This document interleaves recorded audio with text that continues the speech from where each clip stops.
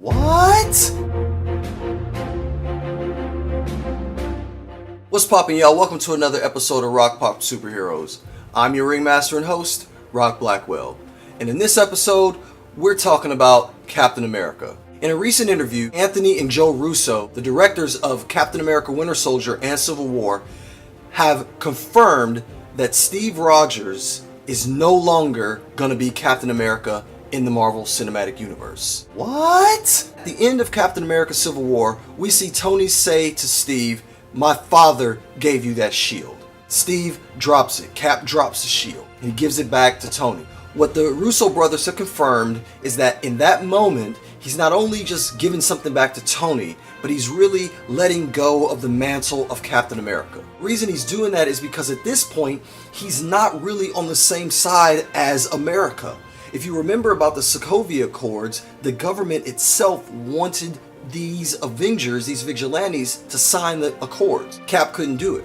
So he really can't be Captain America anymore at this point. So what does that mean? He's not dead, he's not a bad guy, so who's he gonna be? What we do know is that he's still in the MCU.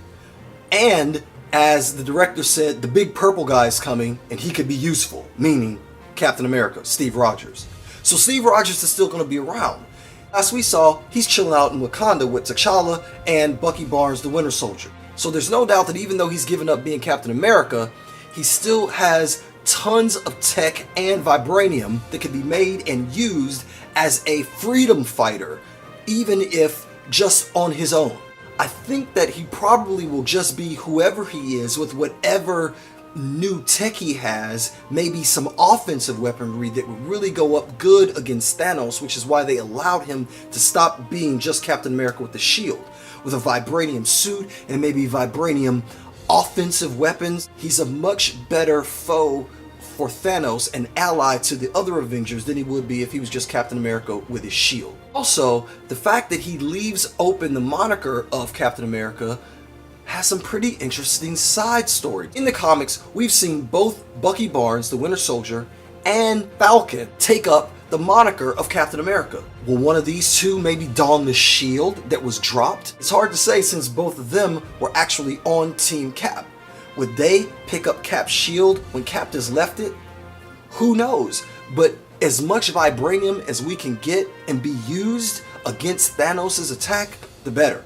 So I wouldn't be surprised if in Avengers 3 Infinity War, we see either Falcon or Bucky take up the shield. A couple other things dropped from this interview. One of the other questions that was asked from the Russo brothers was, did Iron Man make Spider-Man sign the Sokovia Accords? The Russo brothers basically pleaded the fifth on that one, saying that if they said for sure, it might give something away for the upcoming movies. And in the parameters of that particular film, we don't know, but he didn't want to give away too much. Another question that was asked is, does Uncle Ben exist in this universe?